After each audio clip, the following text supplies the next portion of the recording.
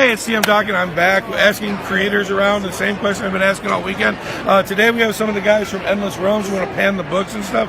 This is actually a great system. My understanding is it's to be level or just buy-in, right? That's what I was talking to Christy about. Well, it is a level-based system, but essentially the way we've created it is a way that you can go through different types. If you want to do like a dungeon crawl, you want to do social war.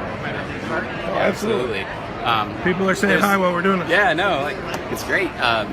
You can actually, there's many different ways to play, and we talk about that in the book, the different ways you can actually play the game. It doesn't just have to be like a typical, dungeon run adventure, or I sit there and I role play. We make it literally run the gambit so that it's customizable for everyone else. So, since you've created a game, this is reverse from my normal question, because I usually ask the comic book guys this. So my first question for you is, do you read comic books?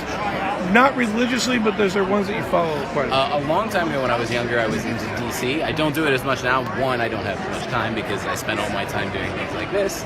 And two, I've kind of fallen out of the superhero universe. It's much more cool when you're a kid, right? It's like, oh, superheroes, they're so awesome. And now it's like, oh, fantasy. I wish I could throw magic missiles in the air and shoot stuff. Right? Like, superheroes are almost old hat to me. It's like, this is, to me, I feel like we're in the golden age of RPs nowadays. There's so many good, one of the beautiful things I say about, like, for example, Dungeons and Dragons, I say, I love D&D and I hate D&D, but I love D&D because it's made it possible for all of us to do what we love, right? So, and that is the most glorious thing to me is these kind of games that we make, that indie developers make, we've benefited so much from the resurgence and like renaissance of tabletop gaming. So when you were a kid, did you play RPGs?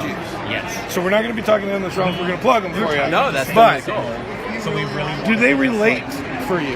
Did you create characters off of comic books, or did you get into D&D because comic books inspired you to want to play?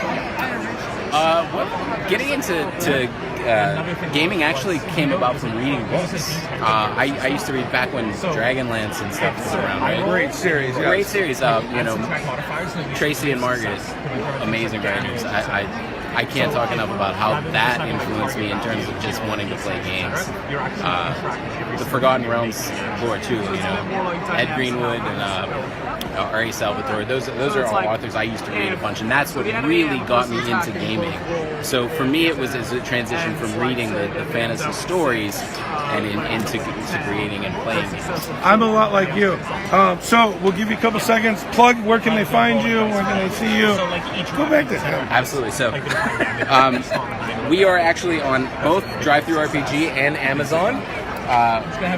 One of the things I love about Endless Realms is that it is in fact for anybody. It's easy to play, it's easy to learn, but it is also amazingly complex. We went away from your typical Tolkien-esque races. We wanted to do something completely different, and that's one of the things we love about our game is the unique feel of the actual high fantasy, right? It's something out there that we think people won't have seen before. I mean, for example, we have the Animancer there. That's a character who uses life and death energy, right? So, and one of the great things about their mechanics is if you delve too far into one, you may gain powers towards, like, if you're casting death magic all the time, you gain more and more power of death magic, but you end up cursed from the life end of the spectrum and you're harmed in that sense.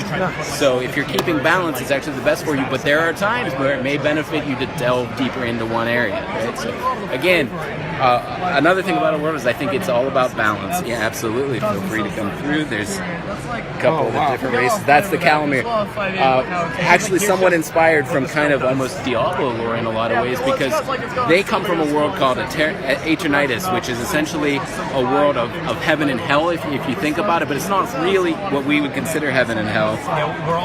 It's more of like light and dark, because the world doesn't spin, so one side of the world's always light and the other side's always dark, and it's affected the races there. And those Calamir are actually the combination and union of those races, and they kicked them out of the world because they're at a constant war and they were afraid they would tilt the balance. So I want you guys to do is just remember we're asking this question. This is great. This is great because it's the first time somebody did a comic book one. I love the novel thing. I'm kind of the same. Check these guys out. Don't just game when everybody's doing it popular. This is a great system. My understanding is you need 2d10 and it does everything in the book. Because it's all comparative rolls. So as always, DM Doc, Alex, and everybody down here, keep it nerdy and live your dreams.